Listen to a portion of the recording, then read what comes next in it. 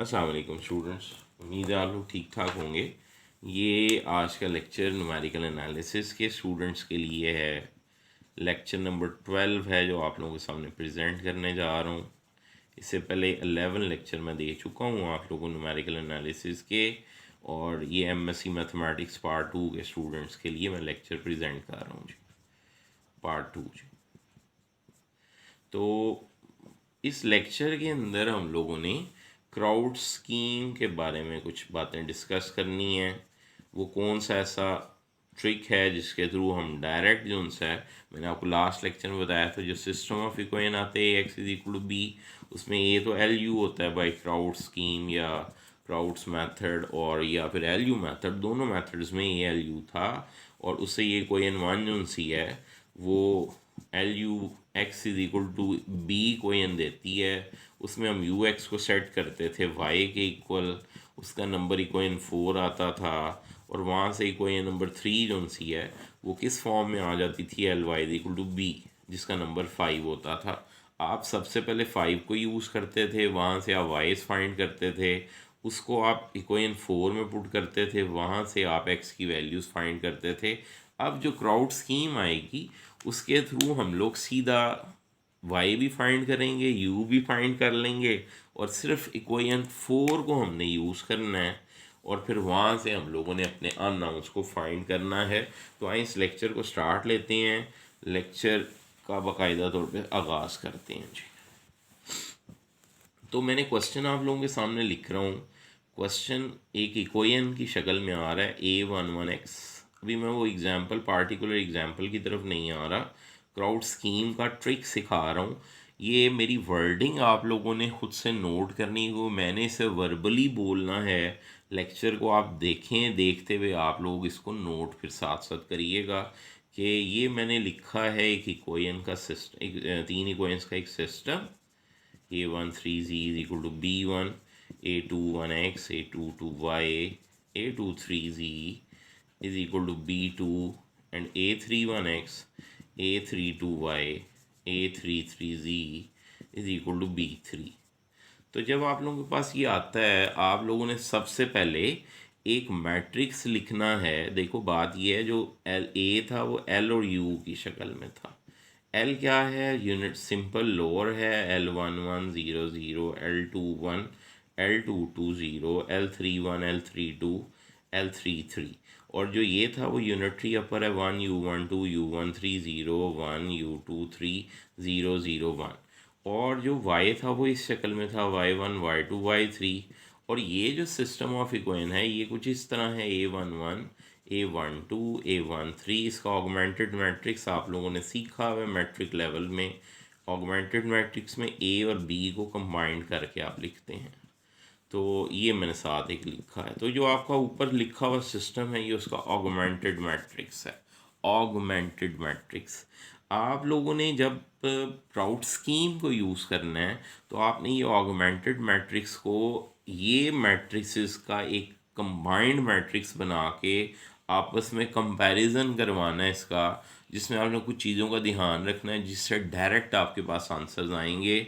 इन matrix को combined करने का नाम है डिराइव्ड मैट्रिक्स। इनका लिखना डीएम का मतलब है डिराइव्ड मैट्रिक्स। हर क्वेश्चन आपने ऐसे करना है क्राउड स्कीम के ज़रिए। अगर कोई क्वेश्चन आपके पास आता है, अच्छा इसको लिखना कैसे है, जिस जिस प्लेस पे ये एलिमेंट्स हैं उस प्लेस पे ये एलिमेंट्स यहाँ डिराइव मैट्रिक्स में आएंगे। यानी यहाँ L11 सबसे पहले, उसके बाद U12, फिर U13, फिर L21 L22, फिर U23, यहाँ L31 L32 L33।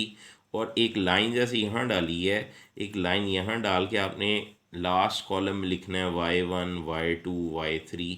तो ये आप लोगों का वे होगा डिराइव मैट्रिक्स एक लिखना है आपने। यानी आपने टोटल 12 अननाउंस का एक मैट्रिक्स लिखना है। उन 12 अननाउंस को आपने यहाँ ऑगमेंटेड मैट्रिक्स से फाइंड करना है। अच्छा वो कैसे फाइंड होगा, तो वो मैं अब उसकी तरफ आ रहा हूँ। जब आपके पास कोई क्वेश्चन आना है बेटा, आप लोगों ने ये 12 अननाउंस का एक मैट्रिक्स अपने गिवन क्वेश्चन के सामने रखना है, उसके ऑगमेंटेड मैट्रिक्स के, और कुछ स्टेप्स को परफॉर्म करना है जिससे ये 12 वैल्यूज़ आपके पास आएंगी। और ये वैल्यूज़ आप वेरीफाई कर सकते हो नोट्स पे। मैंने आप लोगों को ये बाकायदा तौर पे एक्सप्लेन किया हुआ है, लेकिन अभी मैं डायरेक्ट आपको ट्रिक सिखा रहा हूँ कि किस तरह आपने कितने स्टेप्स करने हैं जिससे ये 12 वैल्यूज़ आनी है। तो मैं इसको ज़रा प्रॉपरली लिखता हूँ कि मैंने आप लोगों के सामने कौन से मैट्रिसेस को कंपेयर करना है। मैंने बोला एक तो आपने लिखना है डिराइव मैट्रिक्स आपका विच इज़ L11, उसके बाद U12, U13, L21, L22, U23, L31, L32 और L33, और साथ आपके पास आएगा Y1, Y2, Y3 is equal to आपका जो मैट्रिक्स है which is augmented matrix A11, A12, A13, B1, A21, A22, A23, B2, A31, A32, A33, B3, ये आपका डिराइव्ड मैट्रिक्स कहलाता है और ये आपका ऑगमेंटेड मैट्रिक्स कहलाता है। अच्छा, आपने करना क्या, मैंने आपको पिछले लेक्चर में बताया था कॉलम की वैल्यूज़ पहले निकालते हैं फिर रोज़ की तरफ जाते हैं। फर्स्ट कॉलम के सारे element is identical to first column of the augmented matrix. ये फर्स्ट स्टेप है, मैं रिपीट कर रहा हूँ। आप लोगों ने वर्डिंग क्या लिखनी है कि जो फर्स्ट कॉलम के डिराइव मैट्रिक्स के अंदर जो फर्स्ट कॉलम के एलिमेंट्स हैं should be identical to the elements of the first column in augmented matrix. खुद लिखनी है वर्डिंग, मैं रिपीट कर रहा हूँ, नोट्स पे हैं ये वैल्यूज़ लिखी हुई। बहरहाल हो सकता है किसी के पास अगर ये वैल्यूज़ ना, ये नोट्स ना हो या ये वर्डिंग का कोई पेज मिस हो जाता है, तो मैं यहाँ एक्सप्लेन कर रहा हूँ। डॉक्टर वेदा मूर्ति की जो बुक आप लोगों को मैंने लगवाई थी न्यूमेरिकल मेथड्स की, उसके अंदर भी ये स्टेप बाय स्टेप्स लिखे हुए हैं। क्राउड स्कीम, क्राउड्स मेथड को आप बुक पे से टैली कर सकते हो, डॉक्टर वेदा मूर्ति की बुक से जी।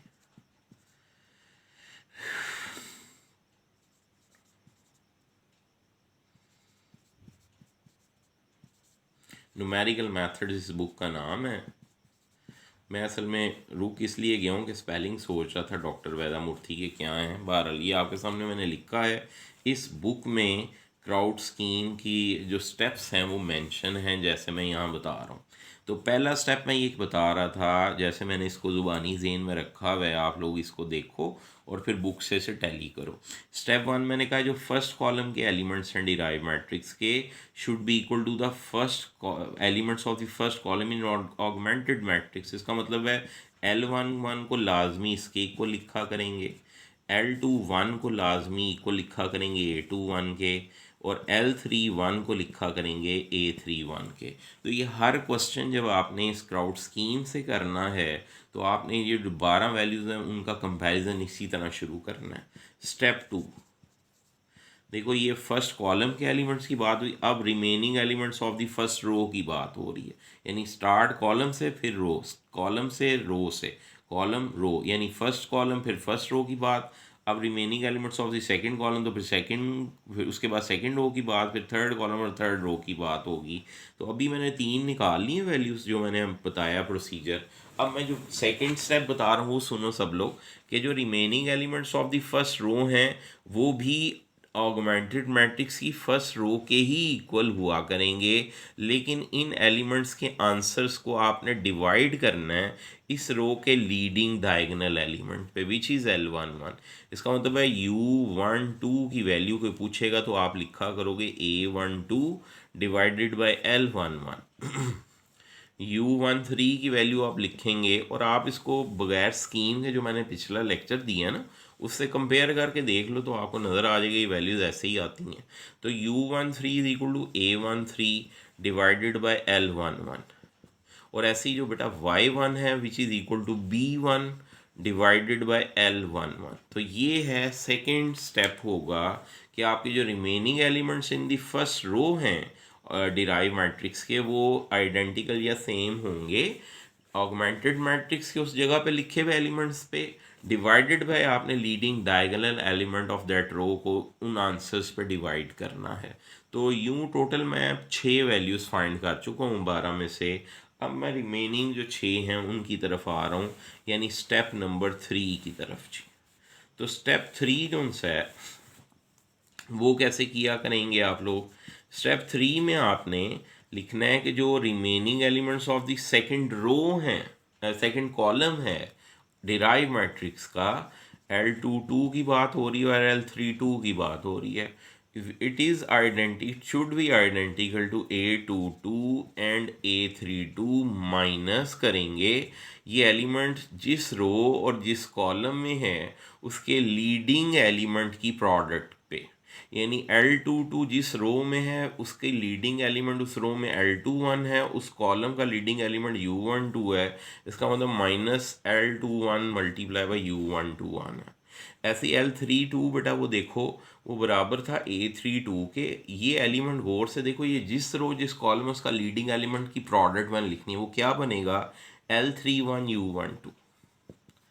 तो ये वे होगा जितने एलिमेंट सेकंड कॉलम के होंगे वो आइडेंटिकल होंगे इस तरफ लिखे हुए ऑगमेंटेड मैट्रिक्स के सेकंड कॉलम के, लेकिन ये है कि माइनस करना है ये एलिमेंट्स जिस रो और जिस कॉलम में हैं उनके लीडिंग जो एलिमेंट्स हैं उनकी प्रोडक्ट, उनको माइनस करना है उसमें से। तो ये मैंने लिखा है। अब आपने बारी आपकी आनी है सेकंड रो की। तो आप लोगों ने ऑब्जर्व किया कि फर्स्ट स्टेप में और सेकंड स्टेप में क्या फ़र्क था आया था। फर्स्ट कॉलम के जो एलिमेंट्स थे वो तो इसी के बराबर थे, लेकिन जब फर्स्ट रो के लिखे थे तो वो भी इसी के बराबर थे divide by leading diagonal element of that row. यहाँ भी ऐसे ही होना है कि जैसे ये स्टेप आया है वहाँ जो remaining elements of second row हैं वो भी इसी स्टेप के थ्रू इसी तरह लिखे जाएंगे, लेकिन ये कि उसको डिवाइड करना है उस रो के लीडिंग डायगोनल एलिमेंट पे। इसका लीडिंग डायगोनल एलिमेंट था L11, इस रो का लीडिंग डायगोनल एलिमेंट है L22, उस पे इसे डिवाइड भी करना है। ये स्टेप नंबर 4 होगा। तो स्टेप नंबर 4 मैं यहाँ लिख रहा हूँ, उसको भी देखो सब लोग और फिर बुक से आप लोग उसको ऑब्जर्व वर्डिंग को कर सकते हैं। U23 बराबर होगा A23, यानी ये वाला एलिमेंट इसके बराबर, और जो Y2 होगा बेटा वो किसके बराबर होगा, वो B2 के बराबर minus leading element of that row and column की प्रोडक्ट। तो U23 जिस रो और जिस कॉलम में उसका लीडिंग एलिमेंट है L21 and U13, L21U13।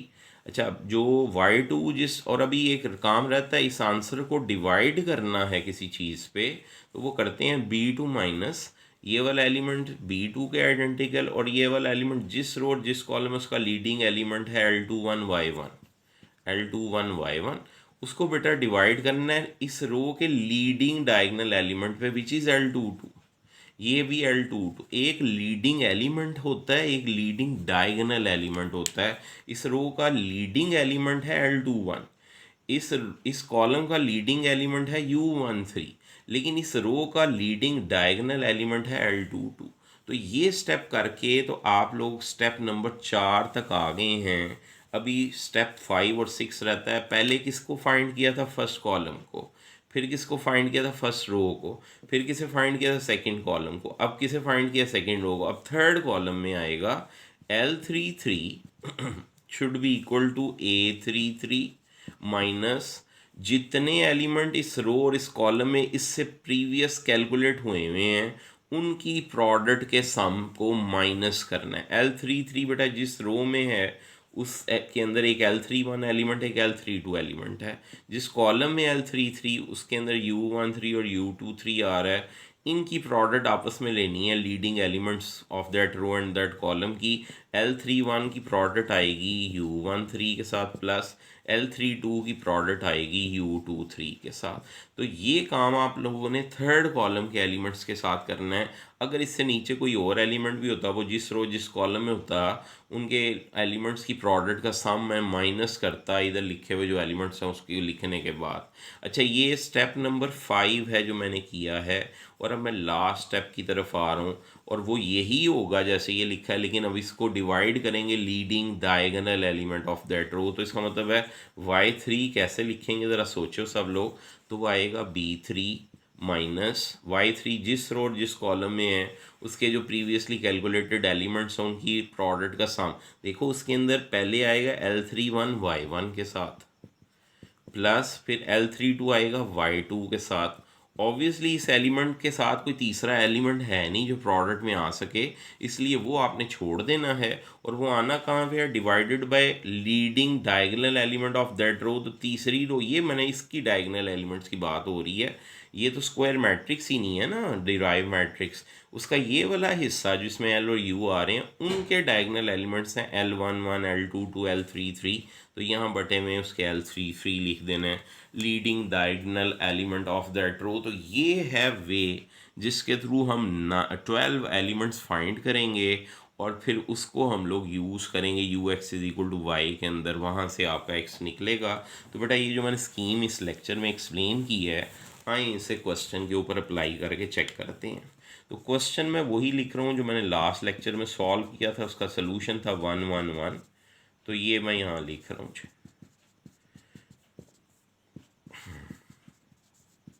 5z is equal to 7। तो ये क्वेश्चन है, किसी ने मुझसे कहा कि इसको सॉल्व करें बाय यूजिंग क्राउड स्कीम। तो क्राउड्स मेथड में और क्राउड स्कीम में क्या फ़र्क है?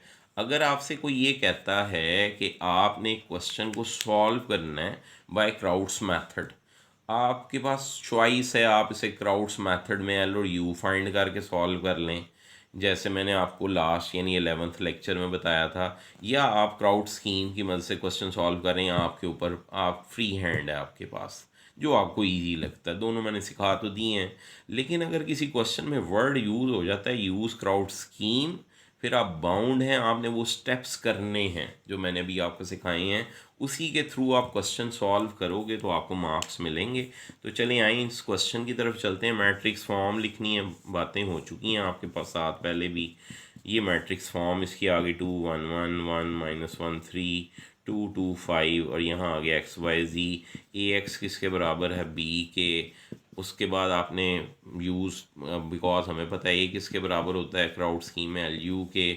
वहाँ से एल यू एक्स किसके बराबर आ जाएगा? बी के। सेट किसे करना होता है? यू एक्स को वाई के इक्वल। नंबर इसी को इनका आ गया 4। उसके बाद आपके पास एल वाई उन सब किसके बराबर आ जाता है? बी के। नंबर आ जाता है 5। ये सारी बातें लिखने के बाद हमने यूज़ किसको करना है? सिर्फ इक्वेशन 4 को। लेकिन उसको यूज़ करने से पहले आपने वर्ड लिखना है यूज़ क्राउड्स स्कीम। तो जो भी मैंने आपको डिराइव मैट्रिक्स की बात की थी, जो मैंने ऑगमेंटेड मैट्रिक्स की बात की थी, अब उसकी बारी आ गई। डिराइव मैट्रिक्स में बेटा 12 अननोन्स होते हैं, उनकी तरतीब मैंने आपको बताई थी। L11 U12 और फिर उसके बाद U13, फिर L21 L22 U23 L31 L32 L33 और साथ आ गया था Y1 Y2 Y3 is equal to. इसका डिराइव मैट्रिक्स क्या बनेगा? पहले ये लिखेंगे, 2 to 7 आ जाएगा। तो यही अब मैं यहाँ लिखने लगा हूँ। आपने भी क्वेश्चन में ऐसे ही वर्डिंग यूज़ करनी है। ओके, यहाँ बेटा क्या आएगा? 2 1 1 1 -1 3 2 2 5 और साथ बी की वैल्यू है 2 2 7। तो ये आपका ऑगमेंटेड मैट्रिक्स है और ये आपका डिराइव मैट्रिक्स है। लेक्चर आप लोग टैली करते जाओ, मैं स्टेप्स बाय स्टेप सारे काम कर रहा हूँ अब। ओके, स्टेप 1 में मैंने कहा था जो इसका फर्स्ट कॉलम है वो इसके फर्स्ट कॉलम का आइडेंटिकल होगा। L11 की वैल्यू 2 है, L21 की वैल्यू 1 है और L31 की वैल्यू 2 आएगी। लो, 3 वैल्यूज़ तो डायरेक्ट निकल आई। तो ये सबसे आसान तरीका है, अगर आप स्टेप्स याद रख लेते हैं तो क्राउड्स जो मेथड है उससे 100 गुना आसान है अप्लाई करना, जिन लोगों को ये स्टेप्स याद रहते हैं। ओके जी, स्टेप 2 में मैंने कहा था जो remaining element of first row हैं वो इसके बराबर U12 जो है, U13 और Y1 किस किस के बराबर? 1 के, फिर 1 के और फिर 2 के। लेकिन डिवाइड करना है इसको leading diagonal element of that row which is L11 which is 2। इसका मतलब यहाँ भी 2 आएगा, यहाँ भी 2, जब यहाँ 2 आएगा तो 1 आ गया। तो गौर से देखो, अगर आप लोग 11वें लेक्चर को कंपेयर करो तो Y1 यही आया था विच इज़ 1। तो इसका मतलब है ये तो बहुत आसान है। वो वाई फाइंड करने में अच्छा सा टाइम लगा था, 1 मिनट लगेगा, आप ये क्वेश्चन हल कर सकते हो, इससे सॉल्व कर सकते हो। अच्छा, अब आ जाओ इसके सेकंड, जो इसकी सेकंड कॉलम है उसके रिमेनिंग एलिमेंट्स की तरफ। तो ये स्टेप 3 है। स्टेप 3 के मुताबिक अब मैं चलने लगा हूँ। स्टेप 3 में बेटा मैंने कहा था L22 फाइंड होगा और L32 फाइंड होगा। तो वो क्या आएगा? L22 किसके इक्वल होगा? -1। और ये एलिमेंट लिखने के बाद इसमें से माइनस करना है लीडिंग एलिमेंट ऑफ दैट रो और दैट कॉलम की प्रोडक्ट पे। यानी L22 जिस रो और जिस कॉलम में है उसके लीडिंग एलिमेंट्स हैं L21 U12, उसकी प्रोडक्ट को माइनस करना है इस एलिमेंट्स में से। एलिमेंट था -1। अच्छा, L21 आपने निकाल लिया हुआ है विच इज़ 1, और U12 से वो भी निकला हुआ है 1/2। इसका मतलब -1 माइनस यहाँ 1 लिखूँगा और यहाँ 1/2 लिखूँगा, तो एलसीएम लेके -3/2 आएगा। ये जितने मैंने अभी तक निकाले हैं ना, मैं ज़रा साइड पे लिख लूँगा, मैंने रेज करना है, इसको ब्लैंक करना है वाइट बोर्ड को।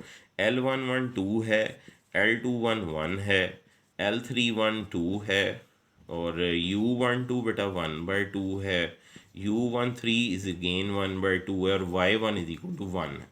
और अभी L22 मैंने फाइंड किया विच इज़ -3/2।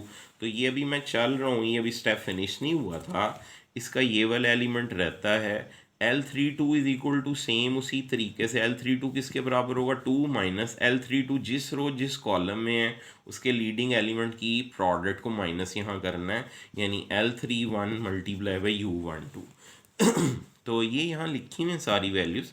L31 की जगह आएगा 2, और बेटा U12 की जगह आएगा 1/2। ये और ये कैंसिल होगा, 2 - 1 1 आ जाएगा, इसका मतलब L32 आ जाएगा 1 के इक्वल।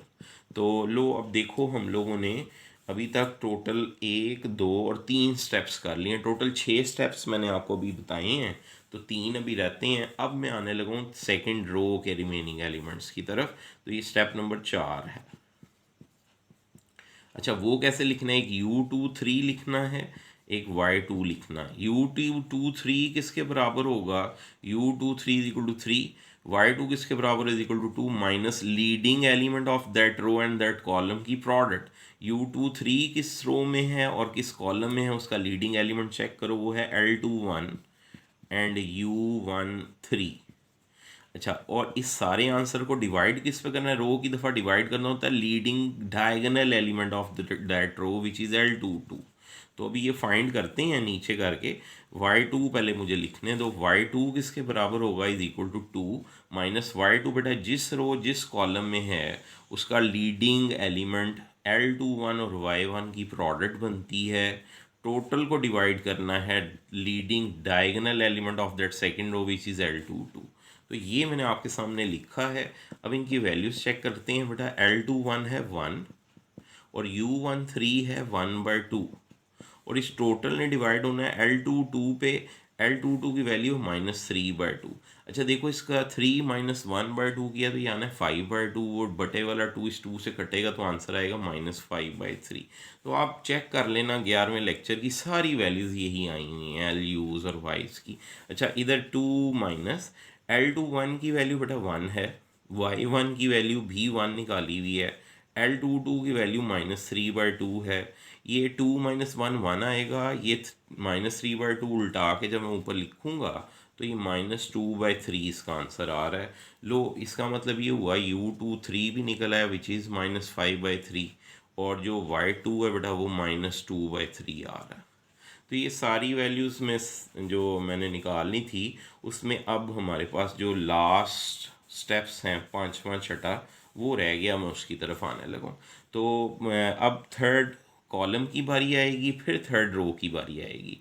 थर्ड कॉलम जो सा है वो इसके आइडेंटिकल हुआ, इसका एलिमेंट L33 = 5 माइनस जितने प्रीवियसली एलिमेंट इस रो और इस कॉलम में कैलकुलेट हो चुके हैं उनकी प्रोडक्ट का सम जो उनसे माइनस करना है।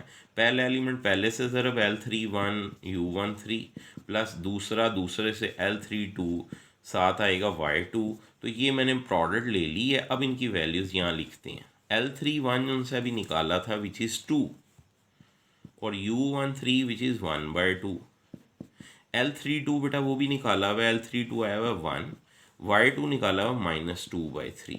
अब चेक करो, ये तो कट के 1 आ रहा है, 1 में से 2/3, ये -2/3 है तो 1 में से 2/3 माइनस होगा तो आंसर आएगा 1/3। इसका मतलब 5 में से 1/3 माइनस होगा, 15 - 1 तो ये 14/3 आ जाएगा L33।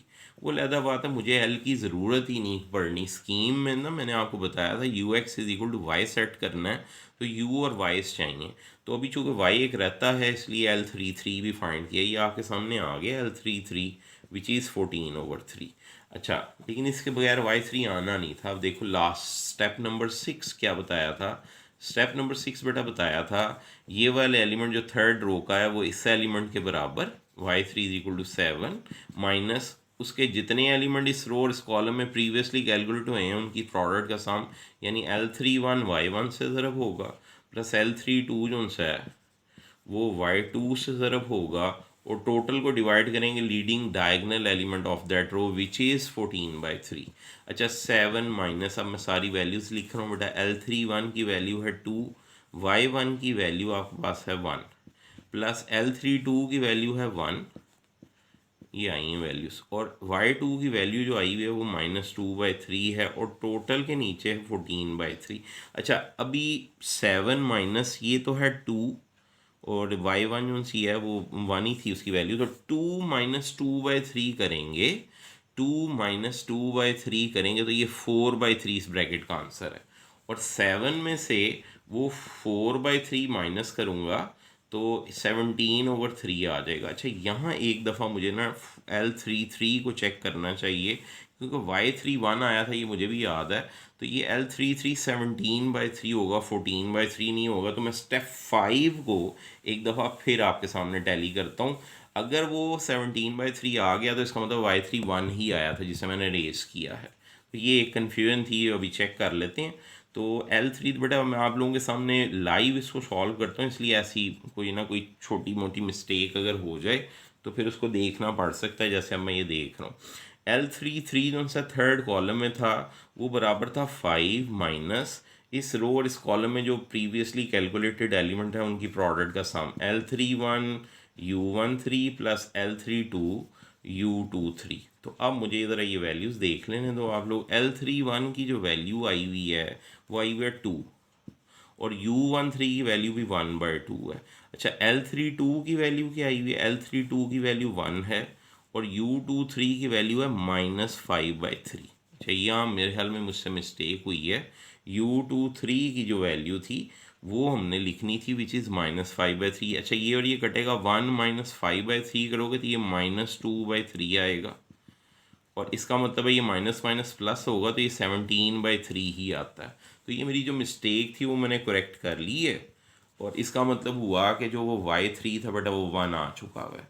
तो ये वे है आप लोगों के सामने मैंने प्रॉपरली क्वेश्चन पूरा सॉल्व किया है क्राउड स्कीम की मदद से। आप खुद भी इस क्वेश्चन को वेरीफाई कर सकते हो, आपके सामने लाइव हुआ हुआ क्वेश्चन, इसमें कोई भाम या डाउट वाली बात ही कोई नहीं है। अच्छा यूज़ करना है आपने डायरेक्ट 4 इक्वेशन को विच इज़ ux = y। बेटा u क्या था? u यूनिटरी, और ये यहाँ से अब वही काम शुरू है। ये तो मैं आप लोगों को 11वें लेक्चर में ये क्वेश्चन करवा चुका हूँ। y1 क्या आया हुआ है? y1 है 1। y2 क्या आया हुआ है बेटा? y2 है -2/3 और y3 1 आया हुआ है और u क्या था? 1। उसके बाद u12 1/2 है, u13 भी 1/2 है, 0 1 u23 आया हुआ -5/3 और ये 0 0 1 है। और फिर वही 11वें लेक्चर में बैकवर्ड सब्स्टिट्यूशन पे जाना है। z1 आएगा, y भी 1 आएगा और x 0 आएगा, ये आप खुद वेरीफाई कर लीजिएगा। तो ये सोल्यूशन सेट फिर वही आ रहा है जो मैंने आप लोगों को 11वें लेक्चर में इस क्वेश्चन को सॉल्व करवाया था। वो क्राउड्स मेथड के थ्रू था, ये क्राउड स्कीम के थ्रू मैंने आपके सामने सॉल्व किया है। होपफुली आपको बेटा लेक्चर की समझ आई होगी। फिर भी आपको कहीं से कोई प्रॉब्लम पेश आती है तो जो मैंने क्लास की GR आप लोगों के सामने चूज़ की हुई है और वही हमारा CR भी है और GR भी एक ही चीज़ है। तो ये है कि आप उससे कंसल्ट कर सकते हो, आपको कहीं से इशू आता है आप उससे डिस्कस करें। ये उन स्टूडेंट्स को मैं कह रहा हूँ जो मेरे पास कॉलेज की क्लास में पढ़ रहे हैं, उन लोगों को कह रहा हूँ ये लेक्चर जो सा है मैं उनको जो मैंने बोला है कि इसमें कोई इशू आता है तो इधर डिस्कस करें। और बाकी जो स्टूडेंट्स हैं जो मेरे पास कॉलेज में नहीं पढ़ते और ये लेक्चर देख रहे हैं उनको कह रहा हूँ कि अगर उन्हें कहीं से कोई मसला आता है तो वो डायरेक्टली उनसे मुझे मेल कर सकते हो मेरे मेलिंग एड्रेस के ऊपर। जो लोग मेरे पास कॉलेज में नहीं पढ़ते, मेलिंग मेरा एड्रेस है ज़ीशान topper5@gmail.com। तो ये मेरा एड्रेस है जीमेल का, आप इसमें मुझे मेल कर सकते हो। इसमें कहीं गैप नहीं है। ज़ीशान topper5 जो उनसे है ये जो उनसे न्यूमेरिक 5 है नंबर में और इसमें गैप के बगैर है ज़ीशान topper5 आपने टोटल लिखना है। तो आप वो आपको ईमेल जो जीमेल है वो आपके पास आ जाएगा एड्रेस, तो आप उस पर मुझे ईमेल सेंड कर सकते हो। तो इंशाल्लाह फिर आगे नेक्स्ट लेक्चर में चलेंगे। तो नए जो मेथड हैं मैंने उसकी जो बात की, क्राउड स्कीम जो है उसके थ्रू हम नेक्स्ट लेक्चर में इन्वर्स फाइंड करेंगे, जो आप लोगों ने LU मेथड में भी इन्वर्स फाइंड करना सीखा था, इन्वर्स बाय क्राउड स्कीम। तो ये हमारा अब नया जो लेक्चर होगा, वो नया जो टारगेट है वो ये है। तो होपफुली उनसे आपको आज के लेक्चर की समझ आ गई होगी। फिर इंशाल्लाह नेक्स्ट लेक्चर में बात होती है। टेक केयर, अल्लाह हाफ़िज़।